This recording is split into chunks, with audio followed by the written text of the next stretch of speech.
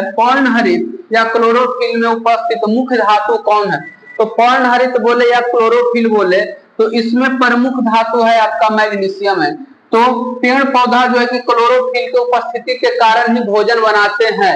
यदि जब पूछ दे कि हीमोग्लोबिन में कौन सी धातु पाया जाता है, हीमोग्लोबिन में कौन सी धातु पाया जाता है, तो हीमोग्लोबिन में आपका हो जाएगा लोहा। लेकिन पेड़ पौधा में हीमोग्लोबिन नहीं पाया जाता, उसमें क्लोरोफिल पाया जाता है, तो उसमें कौन सी धातु पाया जाता है? मैग्नीशियम।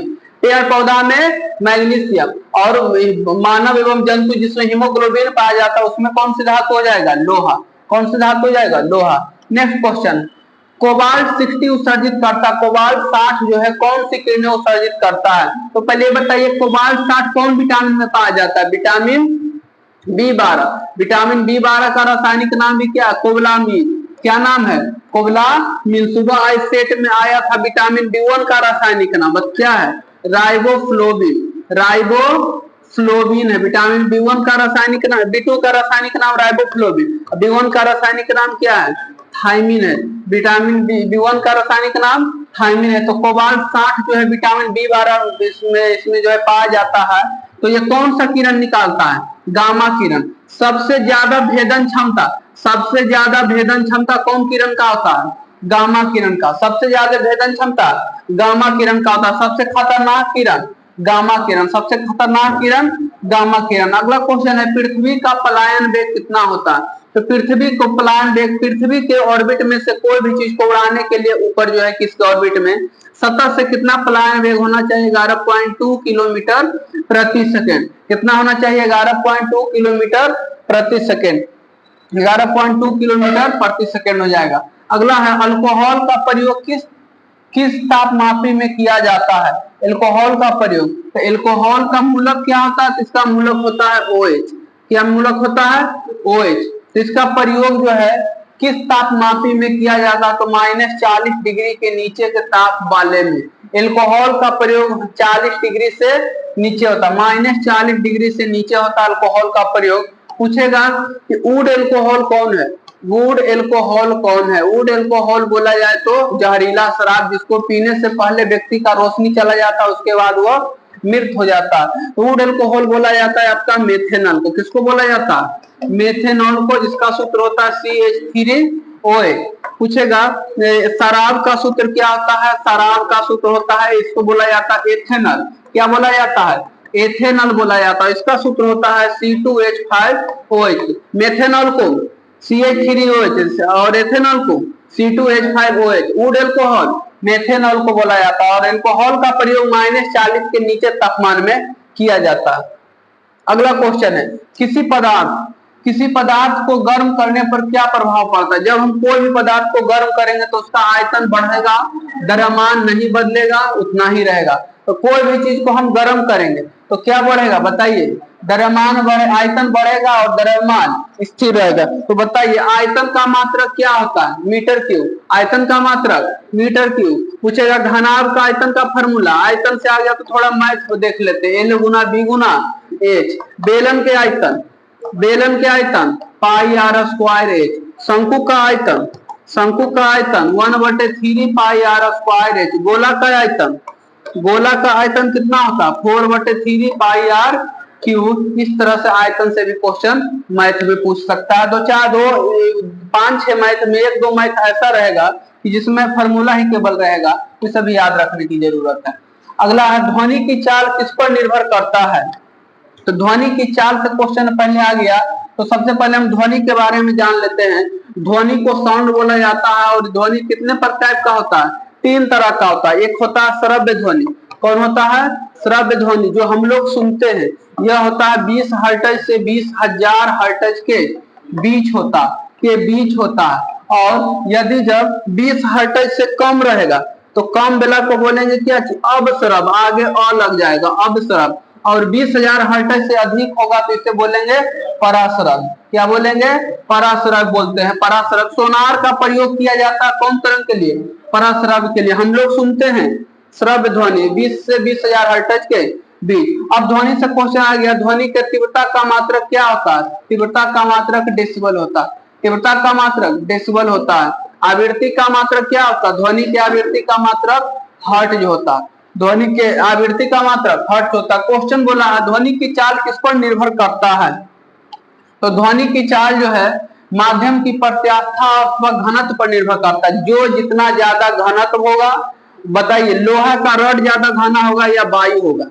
वायु तो जहां तहां नहीं कम रहता है, लेकिन लोहा का रड में इसमें जो करोड़ों खरबों जो है कि अणु पाया जाता है। तो जो जितना घना होगा उसमें ज्यादा क्या होगा, ध्वनि संचरण करेगा। तो ध्वनि का वेग सबसे ज्यादा किसमें, ध्वनि का वेग सबसे ज्यादा इस्पात में, किसमें, इस्पात में होता है। बताइए ध्वनि का वेग वायु या वायु में कितना होता है, 332 मीटर प्रति सेकंड, वायु में 332 मीटर प्रति सेकंड। पूछेगा निर्वात में ध्वनि का वेग, निर्वात में ध्वनि का वेग कितना, 0। निर्वात में ध्वनि नहीं चल सकते, चलने के लिए उसे माध्यम की जरूरत पड़ती है। ध्वनि कैसा तरंग है, अनुदैर्ध्य तरंग। कैसा तरंग है, अनुदैर्ध्य तरंग। ध्वनि अनुदैर्ध्य तरंग है। अगला क्वेश्चन है सामान्य आंख, अगला क्वेश्चन यह सबसे अधिक ध्वनि की चाल माध्यम के कौन अवस्था में होता है, तो ठोस अवस्था में सबसे अधिक होता है, फिर द्रव और फिर गैस। मतलब सबसे ज्यादा ध्वनि की चाल ठोस में होगा, उसके बाद होगा द्रव में, लिक्विड में, और सबसे कम होगा किसमें, गैस में। और वायु हम लोगों का क्या है, गैस है। वही चलते जो है वायु में ध्वनि की चाल न्यूनतम 332 मीटर पर सेकेंड पाया जाता है। अगला सामान्य आंख के लिए दूर बिंदु कितना होता है, आंख से क्वेश्चन आ गया है। दूर बिंदु, तो दूर बिंदु कितना होता है, तो दूर बिंदु अनंत होता है, दूर बिंदु अनंत। नजदीक बिंदु कितना होता है, नजदीक बिंदु हो जाएगा 25 सेंटीमीटर। कितना, 25 सेंटीमीटर। आंख में जो है दो, ऐसे तो 4 प्रकार के दोष होता है, लेकिन 2 प्रमुख है, एक है निकट दृष्टि दोष और एक है दूर दृष्टि दोष। कौन दृष्टि दोष, दूर दृष्टि दोष। निकट दृष्टि दोष किसको बोलेंगे, जब निकटे वाला नहीं दिखेगा, निकट वाला दिखेगा और दूर वाला नहीं दिखेगा तो हो जाएगा निकट दृष्टि दोष। और दूर दृष्टि दोष जब दूर वाला दिखेगा और नजदीक वाला नहीं दिखेगा तो दूर दृष्टि दोष। बताइए निकट दृष्टि दोष के लिए कौन दर्पण, दर्पण या लेंस, लेंस, अवतल लेंस। कौन लेंस, अवतल लेंस। और दूर दृष्टि दोष के लिए, दूर दृष्टि दोष के लिए, दूर दृष्टि दोष के लिए उत्तल लेंस, उत्तल लेंस। दूर दृष्टि दोष को मायोपिया के नाम से भी जाना जाता है। दूर दृष्टि दोष को कौन नाम से जाना जाता है, मायोपिया। अगला है प्रकाश का सबसे अच्छा परावर्तक सतह किसे माना जाता है, परावर्तक सतह का मतलब हुआ जो सबसे ज्यादा प्रकाश को लौटाए। तो जो समतल दर्पण होगा, समतल दर्पण होगा वो सबसे ज्यादा प्रकाश को क्या करेगा, लौटाएगा। समतल दर्पण बोले तो घर वाला आईना। बताइए दर्पण कितना तरह के, दर्पण मुख्य रूप से 2 तरह का होता है, एक होता है समतल दर्पण और एक होता है गोलीय दर्पण। कौन होता है, गोलीय दर्पण। फिर गोलीय दर्पण को 2 टुकड़ा हुआ, अवतल और उत्तल, अवतल और उत्तल दर्पण होता है। उत्तल दर्पण का उपयोग वाहन के साइड मिरर में, अवतल दर्पण का प्रयोग वाहन के अगर दीप हो गया हजामत बनाने में होता है, और समतल दर्पण का प्रयोग जो है घरेलू आईना में किया जाता है। देखिए चलिए आगे बढ़ा जाए। आगे अगला क्वेश्चन, इंद्रधनुष का निर्माण किन किन क्रियाओं द्वारा होता है। इंद्रधनुष कैसा, अभी का जैसा मौसम है वैसा ही बनता है, धूपा भी निकला हुआ है और यहाँ पे बारिश का गोल गोल बूंदा भी आसमान से गिर रहा है। तो जब धूपा, जब प्रकाश की किरणें बारिश के बूंदों से ऊपर से गुजरते तो यह 7 रंगों में क्या होगा, विभक्त हो जाएगा। और इसी घटना को हम लोग क्या बोलते हैं, इंद्रधनुष बोलते हैं। क्या बोलते हैं, इंद्रधनुष बोलते हैं। इंद्रधनुष भी 2 तरह का होता है, एक में लाल रंग ऊपर रहता है और एक में बैगनी रंग ऊपर रहता है। तो जिसमें तो उसी आधार पर उसे प्राथमिक इंद्रधनुष और द्वितीय इंद्रधनुष बोला जाता है। देखिए अगला क्वेश्चन है, प्रकाश का पूर्णांक, तब इंद्रधनुष कैसे बनेगा, तो प्रकाश के पूर्ण आंतरिक परावर्तन और अपवर्तन और वर्ण विक्षेपण तीनों हो जाएगा। पूर्ण आंतरिक परावर्तन, परावर्तन और वर्ण विक्षेपण हो जाएगा। बताइए अगला क्वेश्चन, प्रकाश का प्रकीर्णन किस पर निर्भर करेगा, प्रकाश का प्रकीर्णन जो है उसके तरंगदैर्ध्य पर निर्भर करेगा। तो प्रकाश के बारे में आ गया क्वेश्चन, थोड़ा सा हम इसका वर्ण विक्षेपण करा देते हैं। प्रकाश का देखिए, प्रकाश का थोड़ा सा हम वर्ण विक्षेपण कराते। जब प्रकाश गुजरता है तो कई रंगों में बट जाता है, 7 रंगों का एक वर्णपट दिखाई, 1 2 3 4 5 6 1 7 रंगों का एक वर्णपट दिखाई देता है जिसे भिबगयोर के नाम से जानते हैं, VIBGYOR, भिबगयोर। तो बताइए सबसे ज्यादा कौन झुका, बैगनी। सबसे ज्यादा कौन झुका है, बैगनी। तो सबसे ज्यादा बैगनी जब झुका है तो सबसे अधिक विचलन, अधिक विचलन, अधिक विचलन किसका, अधिक विचलन वायलेट का। वायलेट बोले तो बैगनी। सबसे कम विचलन, कम विचलन किसका, कम विचलन हो जाएगा लाल का, कम विचलन लाल का। तो लाल रंग का तरंगदैर्घ्य सबसे अधिक होता है, इसी कारण यह दूर से भी दिखाई पड़ता है। लाल रंग का तरंगदैर्घ्य सबसे अधिक, बैंगनी रंग का तरंगदैर्घ्य सबसे कम। सब चीज ऊपर जाने पर बढ़ता है विदाउट अपवर्तनांक। अपवर्तनांक केवल ऊपर जाएगा तो क्या होगा, घटेगा, बाकी सब चीज ऊपर गेला के बाद क्या होता है, बढ़ता है। इसमें क्वेश्चन पूछा है प्रकाश का प्रकीर्णन किस पर निर्भर करेगा, तरंगदैर्घ्य पे। जिसका तरंगदैर्घ्य अधिक होगा वो कम प्रकीर्णित होगा, इस जो अधिक, जिसका तरंगदैर्घ्य अधिक होगा वो क्या होगा, कम प्रकीर्णित होगा। अगला क्वेश्चन है यहाँ पे, सबसे कम तरंगदैर्घ्य किसका होता है, सबसे कम तरंगदैर्घ्य गामा किरण का होता है। कम तरंगदैर्घ्य होता है, तरंगदैर्घ्य कम का मतलब हुआ, तरंगदैर्घ्य ऐसे बोलते हैं, इसको क्या बोलेंगे, तरंगदैर्घ्य बोला जाता है। इसको आयाम बोलते हैं, दो आयामों के जो है कि मैक्सिमम और अधिकतम चाहिए हुआ एक तरंगदैर्घ्य हुआ। तो जो जितना फैल करके जाएगा वो तो जितना जैसे ऐसे लब करके जाएगा उससे तो कम न चोट लगेगा। तो गामा किरण का तरंगदैर्घ्य कम है, वह जो है सीधे चला जाता, बहुत कम तरंगदैर्घ्य, इसी कारण इसका भेदन क्षमता अधिक है। एक हुआ कि सिकुड़ सिकुड़ के चला। अब ऐसे एग्जांपल समझिए, कोई सांप है, कोई सांप जो है सीधे जा रहा है तो जल्दी पहुंचेगा, और कोई ऐसे ऐसे करके जा रहा है तो लेट से पहुंचेगा ना। देखिए तो वही हाल है यहाँ पे। तो किसका तरंगदैर्घ्य सबसे अधिक है, गामा का सबसे कम है, इसी कारण यह जो है सीधे चला जाता है और इसकी भेदन क्षमता अधिक है, इसलिए गामा किरण को हानिकारक किरण भी बोला जाता है। अभी बताया गामा किरण कहाँ से निकलता है, कोबाल्ट से निकलता है। अगला निकट दृष्टि दोष का कारण क्या है, निकट दृष्टि दोष अभी बताए हैं, नेत्र लेंस का मोटा तथा फोकस दूरी हो जाना। और अभी बताएं निकट दृष्टि दोष के लिए कौन लेंस का प्रयोग होता है, निकट दृष्टि दोष के लिए कौन लेंस का प्रयोग, अवतल लेंस का प्रयोग होता। क्वेश्चन पूछा है निकट दृष्टि दोष होता क्यों है, बताइए। नेत्र लेंस जब मोटा हो जाएगा, कुछ हो जाएगा मोटा, मोटा होगा तो फोकस दूरी कम हो जाएगा। नेत्र लेंस जो है देखिए कैसे होता है, नेत्र लेंस जो है मोटा हो जाएगा, तो ये हो गया मान लीजिए इधर वाला पार्ट हो गया मोटा, नेत्र लेंस खाया अंडा उंडा कड़ा से हो गया क्या चीज, मोटा हो गया। तो अब देखिए मोटा हुआ तो इससे प्रकाश के किरण जाएगा है, देखिए तो जाएगा तो इसको अब बाहर जो है अपवर्तित होने में ज्यादा हार न लगेगा, तो चलते काटना चाहिए। यहाँ रेटिना है, यहाँ पर इसको क्या बोलेंगे, रेटिना। इधर देखिए आंख का चीज का हम बता रहे हैं, ये रेटिना है और ये मान लीजिए कि उसको निकट दृष्टि हो गया, ये मोटा हो गया। अब जो किरण जाएगा वो काटना चाहिए यहाँ, लेकिन काटेगा कहाँ पे, यहीं पे काटेगा, इसीलिए जो है कि धुंधला दिखाई देता। तो क्या करेगा, आगे चश्मा लगा देगा, कौन चीज का, अवतल का, अवतल का लगा देगा। अब इसको उठा देगा, इसका काम उठाना ना है, अब पहुंचा देगा ओरिजिनल जगह पे। तो मोटा हो जाता, मोटा हो जाएगा किस में, निकट में। जो कोई भी चीज निकट, आप बताइए आपके निकट में, ऐसे याद रखिए आपके निकट में काजू छोहाड़ा अंजीर बढ़िया बढ़िया चीज रख देगा तो आप पतला रहेगा कि मोटा, मोटा हो जाएगा। तो याद रख लीजिए निकट दृष्टि दोष से कौन मोटा हो जाता है, लेंस। निकट दृष्टि दोष में लेंस मोटा, निकट दृष्टि दोष में लेंस मोटा, दूर दृष्टि दोष में लेंस पतला, दूर दृष्टि दोष में लेंस पतला, दूर दृष्टि दोष में पतला, निकट दृष्टि दोष में मोटा हो जाएगा। चलिए याद हो रह जाएगा। अर्धचालक पर ताप का क्या प्रभाव पड़ता है, ताप बढ़ने पर चालकता बढ़ती है और घटने पर घटती है। मतलब अर्धचालक बोला जाता किसको, अर्धचालक तीन तरह का होता पदार्थ, पदार्थ कितना तरह के, तीन तरह का। एक हुआ सुचालक हुआ, एक हुआ क्या चीज, सुचालक, एक होगा कुचालक, कुचालक और एक होगा अर्धचालक। क्या होगा, अर्धचालक। सुचालक का मतलब हुआ इसमें पूरी तरह से ताप जाएगा, जैसे लोहा, लोहा को यहाँ गर्म करेंगे यहाँ भी गर्म हो जाएगा, ताप मतलब बढ़ेगा। देखिए लोहा।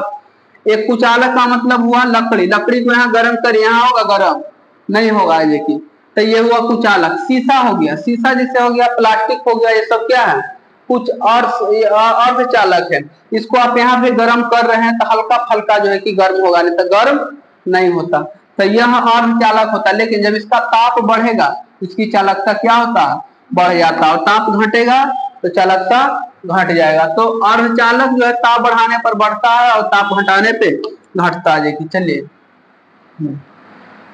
हीटर तार बना होता है, बताइए हीटर का तार नाइक्रोम का बना होता है। हीटर का तार के कुंडली कौन चीज का बना होता है, नाइक्रोम का। सही। विद्युत बल्ब का, विद्युत बल्ब का, विद्युत बल्ब का टंगस्टन होता है। टंगस्टन का सूत्र पूछेगा इस बार, टंगस्टन का सूत्र पूछ देगा, क्या होता है, डब्ल्यू। टंगस्टन का सूत्र डब्ल्यू कितना होता है, इसका परमाणु संख्या 126। टंगस्टन का सूत्र डब्ल्यू, परमाणु संख्या 26 होता है। तो टंगस्टन भरा रहता है किस विद्युत बल्ब में, और हीटर का तार का प्रतिरोध कौन चीज का रहता है, नाइक्रोम का रहता है। प्रोटॉन का भार इलेक्ट्रॉन के भार के कई गुना है, 1836 देगा और कहीं कहीं 1840 भी देगा, तो 1836 या 1840 दोनों हो जाएगा।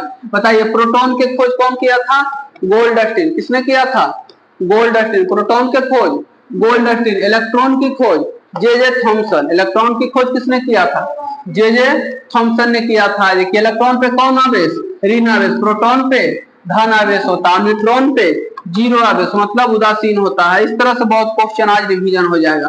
कार्बन डाइऑक्साइड गैस का गुण क्या होता है, तो CO2 आ गया तो अम्लीय हो जाएगा। कार्बन डाइऑक्साइड क्या होता है, अम्लीय। अम्लीय बोले तो खट्टा, अम्लीय बोले तो खट्टा हो जाएगा। कार्बन डाइऑक्साइड का गुण क्या होता है, अम्लीय। जिसका पीएच मान 7 से कम रहेगा क्या होगा, 7 से कम रहेगा तो आज सेट में आया हुआ था, 7 से कम रहेगा तो अम्लीय, और 7 रहेगा तो उदासीन हो जाएगा। पक्का पक्की 7 रह गया उदासीन, और 7 से अधिक रहेगा तब क्या होगा, 7 से अधिक रहेगा तब क्षारीय होगा, 7 से अधिक में क्षारीय होगा, 7 से अधिक में क्षारीय हो जाएगा। अगला क्वेश्चन, अगला मॉडल सेट 17 है।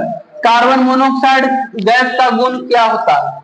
कार्बन मोनोऑक्साइड सबसे विषैला गैस माना जाता है ना।